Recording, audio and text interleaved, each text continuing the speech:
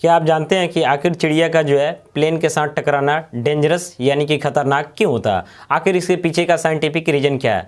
तो सबसे पहले जान लीजिए कि वहीं हेलीकॉप्टर के सेंस में देखा जाए तो वहाँ चिड़िया का टकराना जो है कोई खतरनाक नहीं है। हेलीकॉप्टर में जो है चिड़िया टकरा ही नहीं सकती है। इसके पीछे का रीजन है कि हेलीकॉप्टर में क्या होता है कि उसका फैन वगैरह जो रहता है, देखिएगा कि उसका रनिंग काफ़ी फास्ट रहता है।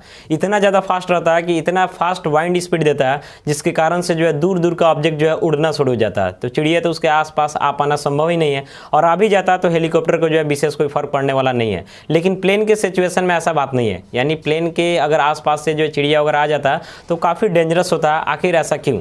तो बहुत सारे लोग ऐसा भी सोचते हैं कि प्लेन जो है काफ़ी ज़्यादा हाइट पे फ्लाई करता है, उड़ता है, फिर वहाँ तक चिड़िया का पहुँच पाना जो है मुश्किल काम है, फिर टकरा कैसे जाता है? तो देखिए उनका सोचना भी सही है।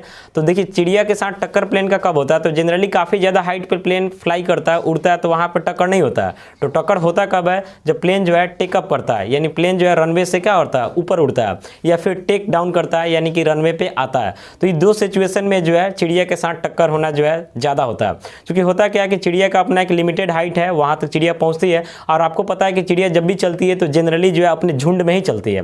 तो आखिर प्लेन के साथ चिड़िया का टक्कर जो है डेंजरस क्यों होता है? तो आपको इसके लिए पता होना चाहिए कि प्लेन का जो शेप एंड साइज देखिएगा तो देखिएगा कि प्लेन जो बना रहता है उसके दोनों तरफ जो डाइना रहता है उसमें देखिएगा तो आपका इंजन सब लगा रहता है। इंजन का जो शेप रहता है आपका सिलेंड्रिकल रहता है और बीच में होलो टाइप से रहता है। तो कुछ इंजन इधर लगा रहता है, कुछ इंजन इधर लगा रहता है। तो प्लेन के शेप एंड साइज पर डिपेंड करता है कि नंबर ऑफ इंजन उसमें कितना होगा।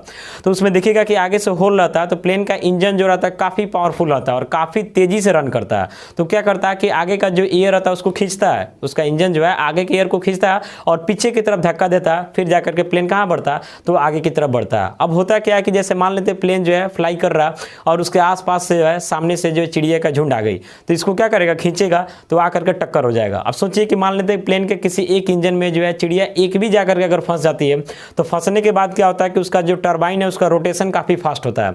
तो चिड़िया का तो खैर उसी समय डेथ हो जाता है, लेकिन रोटेशन फास्ट होने के कारण क्या होता है कि एक दूसरे से टक्कर के कारण वो इंजन जो है तुरंत क्रैश कर जाता है। क्योंकि आपको पता है कि जब काफ़ी फास्ट रनिंग रहता है, हेलीकॉप्टर में भी देखिएगा कि उसका फैन का रनिंग काफ़ी फास्ट रहता है, तो थोड़ा बहुत भी इधर उधर होता है तो तुरंत जाकर के क्या होता है? पूरा क्रैश कर जाता है, तुरंत टूट जाता है। तो वही सिचुएशन इसके इंजन के साथ भी होता है। चिड़िया जाके अंदर फंसती है और वहाँ से जो है रोटेशन काफ़ी फास्ट रहता है, तो एक दूसरे के टक्कर के कारण इंजन तुरंत क्रैश कर जाता है।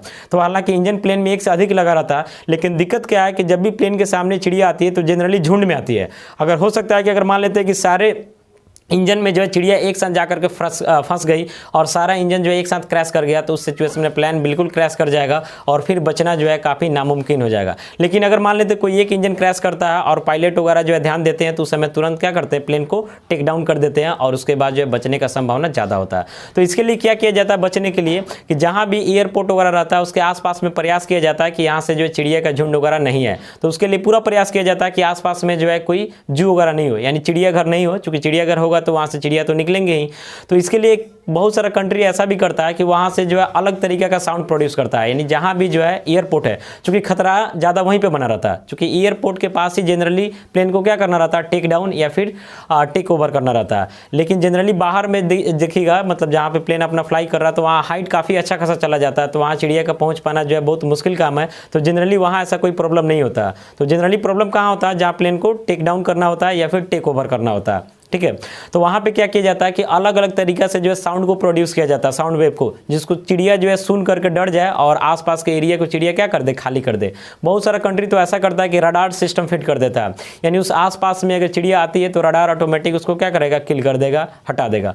तो जनरली देखा जाए तो इसमें चिड़िया का कोई गलती नहीं है, क्योंकि ऑलरेडी जो स्पेस बना हुआ हम लोग का जो एटमॉस्फेयर बना हुआ है चिड़िया के लिए ही बना हुआ, लेकिन हम मानव जो है अपने सुविधा के लिए, अपने लिए जो है इसका यूज करते हैं। तो इसमें चिड़िया का कोई गलती नहीं है, गलती हम ही लोग का है। तो प्रयास यही करना चाहिए कि ज़्यादा अच्छा है कि साउंड सिस्टम के तहत जो है चिड़िया को हटा दिया जाए तो कोई दिक्कत नहीं है।